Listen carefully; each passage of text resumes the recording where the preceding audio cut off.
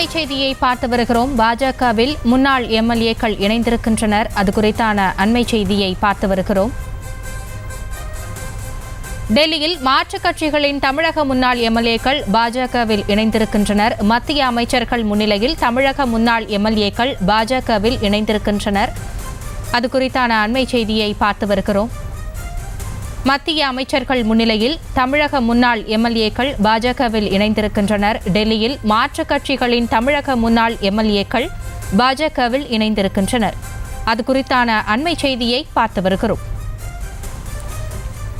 இது குறித்த கூடுதல் விவரங்களோடு இணைகிறார் எமது செய்தியாளர் காண்டிபன். வணக்கம். முழுமையான விவரங்கள். ஆசினி, ஏற்கனவே நேற்று தமிழகம் முழுவதும் சில இடங்கள்ல பாஜகவில் இருக்கக்கூடிய சில நபர்கள் அதிமுகவிலும் திமுகவிலும் இணைந்திருந்தார்கள்.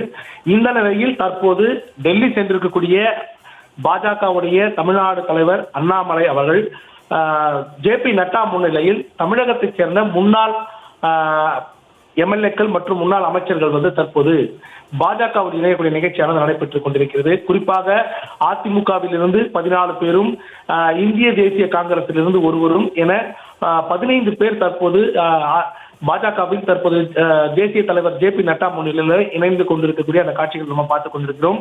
குறிப்பாக இதுல கரூர் சட்டமன்ற தொகுதியில இருந்த முன்னாள் எம்எல்ஏவான வடிவேலு, அரவக்குறிச்சி சட்டமன்ற தொகுதியுடைய முன்னாள் எம்எல்ஏ கந்தசாமி, அதே போல கோமதி சீனிவாசன், இவர் முன்னாள் அமைச்சராக இருந்திருக்காங்க. கோமதி சீனிவாசன் அவரும் தற்போது பாஜகவில் இணைந்திருக்காங்க. அப்புறம் வலங்கையம்மன் அப்படிங்கிறவரும் இதுல இணைந்திருக்காங்க.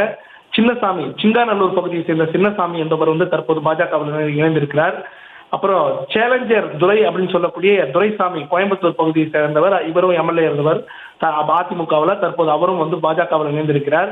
பொள்ளாச்சியில் இருக்கக்கூடிய எம்.வி. ரத்னம், இவர் முன்னாள் சட்டமன்ற உறுப்பினர். அதே போல வேடச்சந்தூர்ல இருக்கக்கூடிய வாசன், இவரும் முன்னாள் சட்டமன்ற உறுப்பினர்.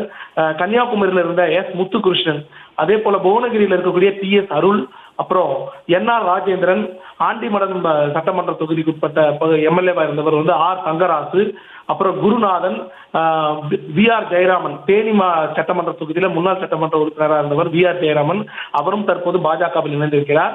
அதே போல சீர்காழியில் இருக்கக்கூடிய இருந்த பாலசுப்ரமணியம், முன்னாள் சட்டமன்ற உறுப்பினர், சோழவந்தான் சட்டமன்ற தொகுதி சட்டமன்ற உறுப்பினராக இருந்த முன்னாள் எம்எல்ஏ சந்திரசேகர், இப்படி 15 பேர் தற்போது பாஜகவில் இணைந்திருக்காங்க. குறிப்பா பாஜக தலைமை அலுவலகமான டெல்லியில் இருக்கக்கூடிய பாஜகவோட தேசிய தலைவர் ஜே.பி. நட்டா முன்னிலையில் தற்போது இந்த இணைப்பானது நடைபெற்றுக் கொண்டிருக்கிறது.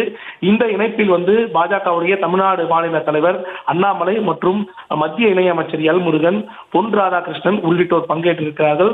தற்போது அவர் இன்னொரு விஷயமும் சொல்லியிருக்கிறாரு. 16வது நபராக முன்னாள் நாடாளுமன்ற உறுப்பினர் ஒருவரும் இதில் இணைந்திருக்கிறார்கள் என்று. ஏற்கனவே 2 நாடாளுமன்ற உறுப்பினர்கள் என் மக்கள் பயணத்தின் போது இணைந்திருந்தார்கள் என்று தெரிவித்திருந்தார். மொத்தமாக 18 பேர் தற்போது பாஜகவில் இணைந்திருக்கக்கூடிய பட்டியலை தற்போது அண்ணாமலை வாசித்து வந்து கொண்டிருக்கிறார். ஆசினி,